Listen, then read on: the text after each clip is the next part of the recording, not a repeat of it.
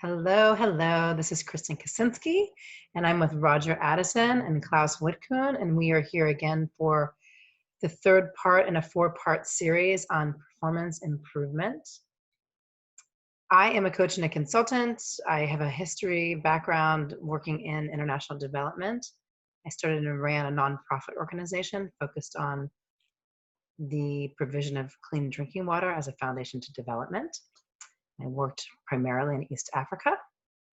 And now I work with people and organizations to improve their businesses.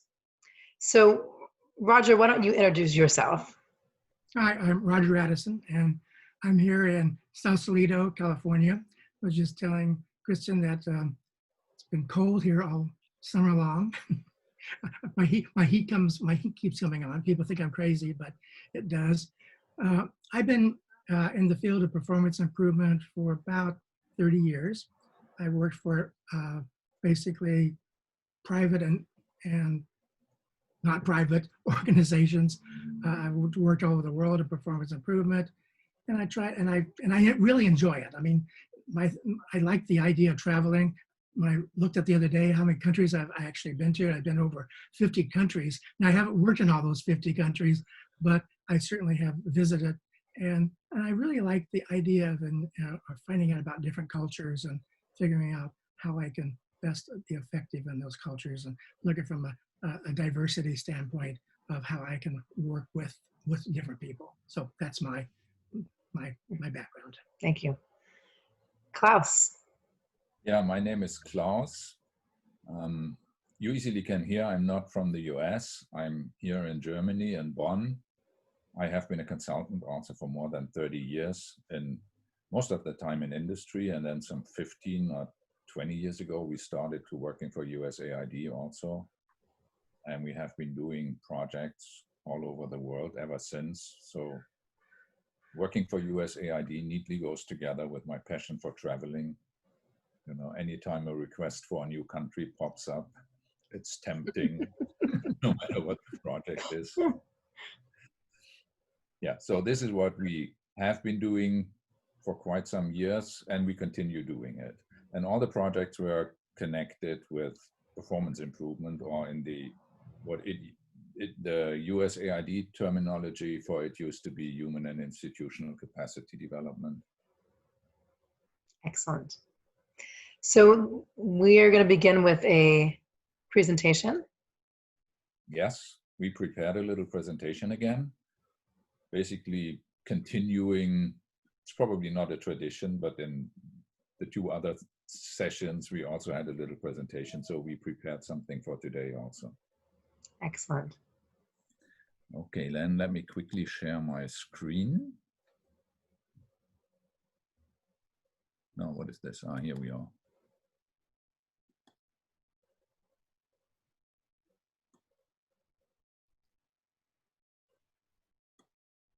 Now you should see my screen. Yes, we've got it. How to engineer performance in any context. And today we would like to focus on attribution error and human performance. This has different reasons, but one of the reasons is in all the projects and in the training courses we did for USAID also, the question of training pops up. You know, and the thinking of people circles a lot around people and then around solutions that aim at people. And usually they end up at, you know, at training or something very similar, which has its difficulties. And therefore we thought today it would be nice to focus on those two aspects. So what we already did in the first two sessions is that we said, performance is an emerging property of a system, and this is true. Even if you look at human performance, the performance of humans is not simply a result of their personal attributes like knowledge and skills and capabilities. You know, it's always also a result of the environmental factors around them. And therefore, I mean, you know, there is no screw in the mind of people that you can turn to improve performance. So you can't touch performance directly. You only can touch it indirectly by improving the factors that influence performance. And then the playing together of those factors finally leads to the desired performance or not. So the most important question always is, what factors influence performance? This is true whether you look at organizations or at humans, but today we are going to focus on humans. What we already said during the first two sessions also is like, performance is like being nested in nested systems. You know, and in an organization, for example, the nested systems are, yes, you have jobs where people are and human performance, but those jobs are nested in processes across units, and this is nested in the whole organization. You have to understand the performance of the bigger system also if you want to understand the performance of the smaller system, which means if you want to understand human performance, job performance, you have to understand process performance also, because, and this is especially important because value creation happens along processes.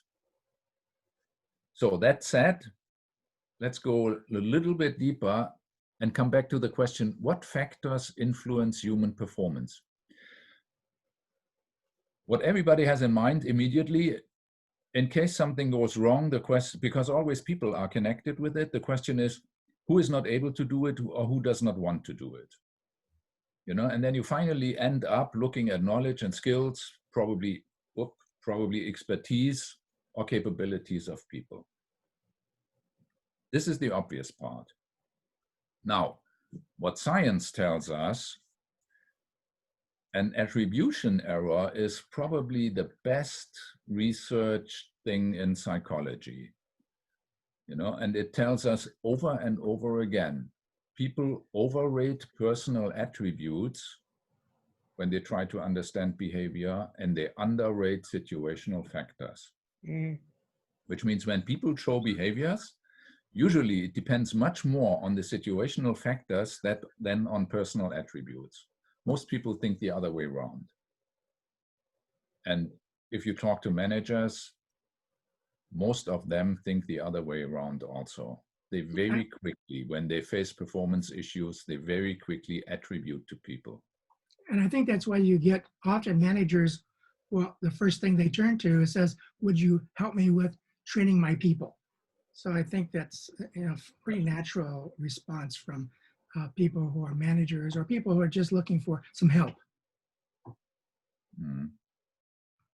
Now, coming back to our question again, having the attribution error in mind, you know, looking at personal attributes in many cases is the last thing you should do. You should look at the environmental factors, most important ones being connected to management, which is the question, do people have clear objectives? Is there a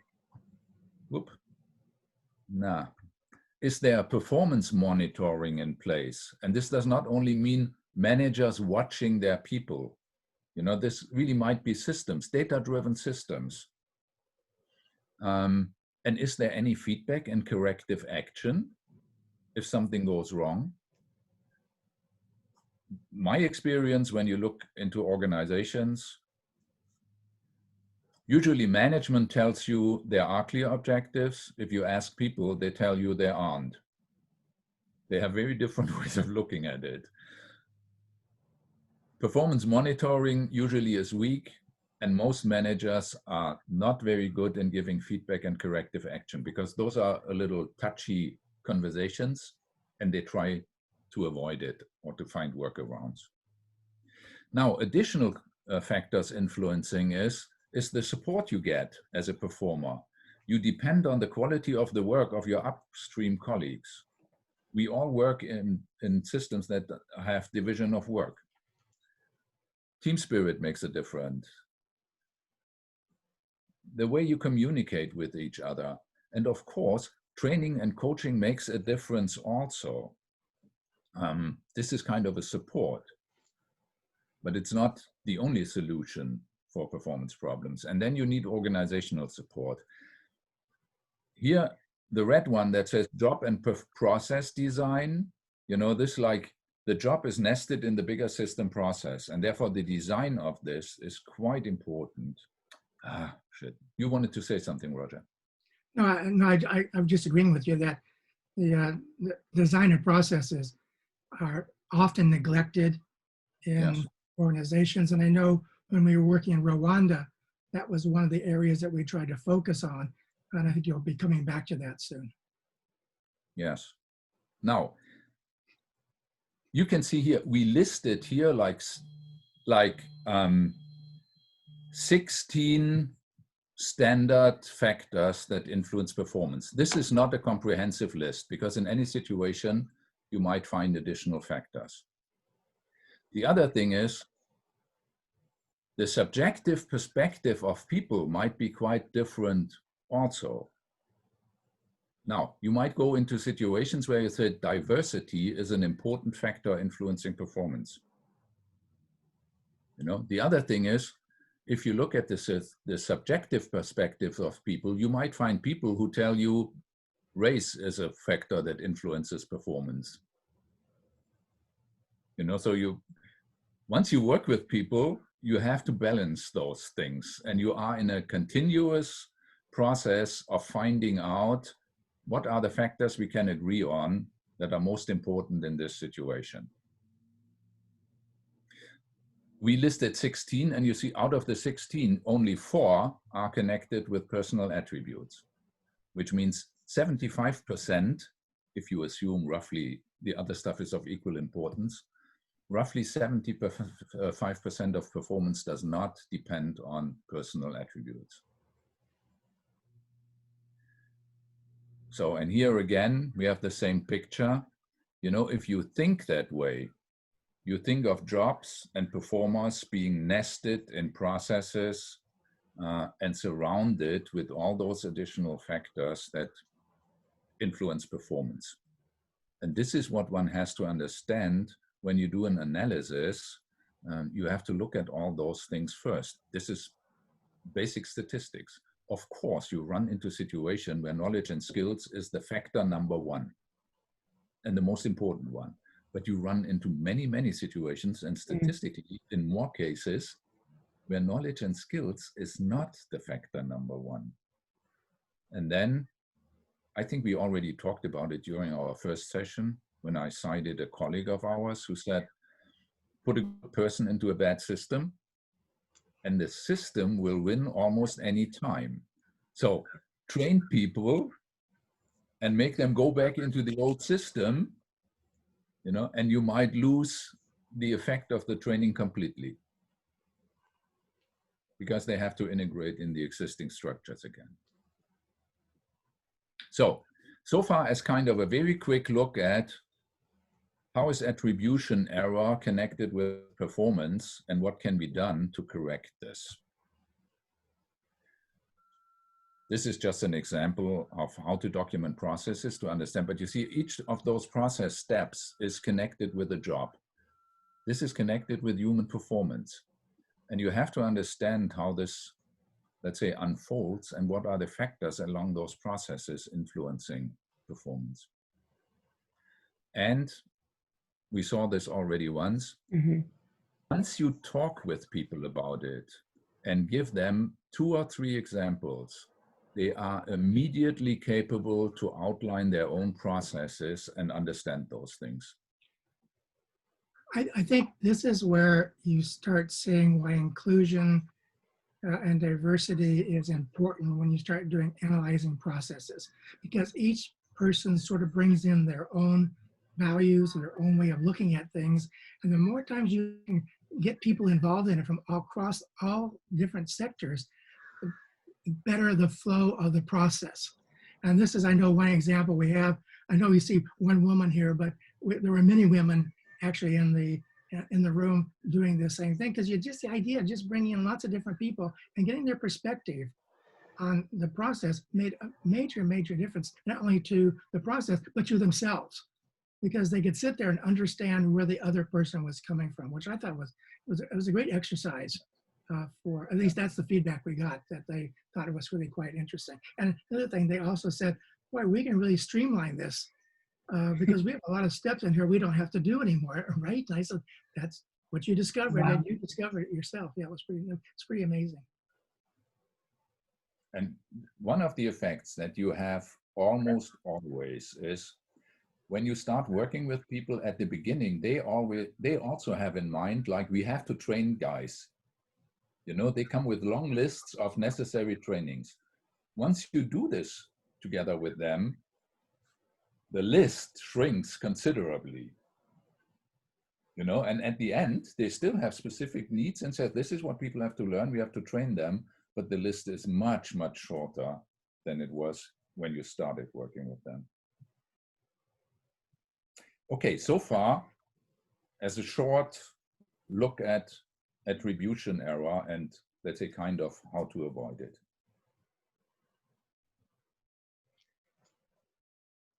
Excellent. So are we complete now on this? Yes. Okay, Yeah. fantastic. Sorry, I wasn't clear. That's okay. So this is great. I want to go back to a question that we got from last week's presentation first, and then hopefully we'll have some time for some other questions. We're at about 17 minutes now. Someone asked, how do you most effectively execute a needs assessment? I mean,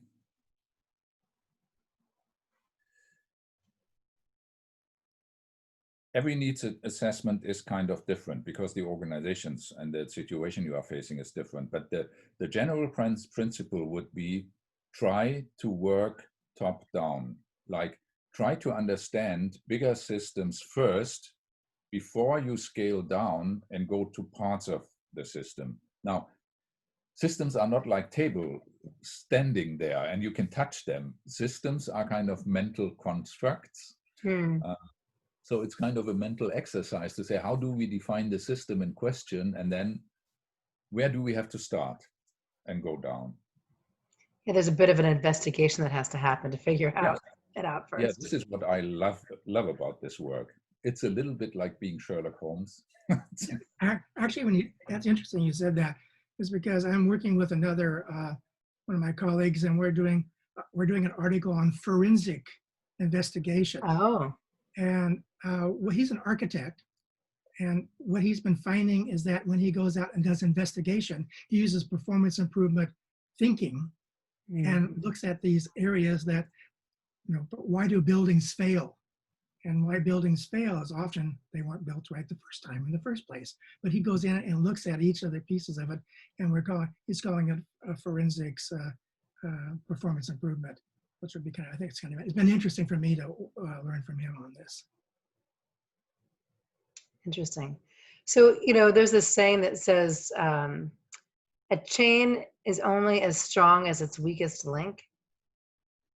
Yes. And it's funny because as you've been talking, I've been thinking about that saying, but typically when I think about it, I don't think about something other than like, I think about people, right? So it's like, if you have a team, your team's only as strong as its weakest link, or whatever that is. But in this kind of thinking, that's not the right thinking. Is that correct? Yes, it's correct. Right. I mean, all those things are kind of rules of thumb. But what we do when we train many consultants, you know, when we train consultants, as a rule of thumb, we always tell them, look at people last. The odds are higher, you find leverage somewhere else. And it usually is usually in the organization, but certainly in the processes that we find is the weakest link. So it's like you may have very good people, but their processes are impossible to do.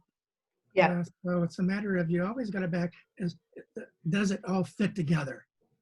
And if it all fits together, then going back to your analogy about the weakest link, then you're trying to find out each piece has to work together, and no piece can be a weak link. Yeah. So another thing that I was thinking about as you were speaking, you know, because it's such a hot topic right now, is this, you know, idea of systemic racism.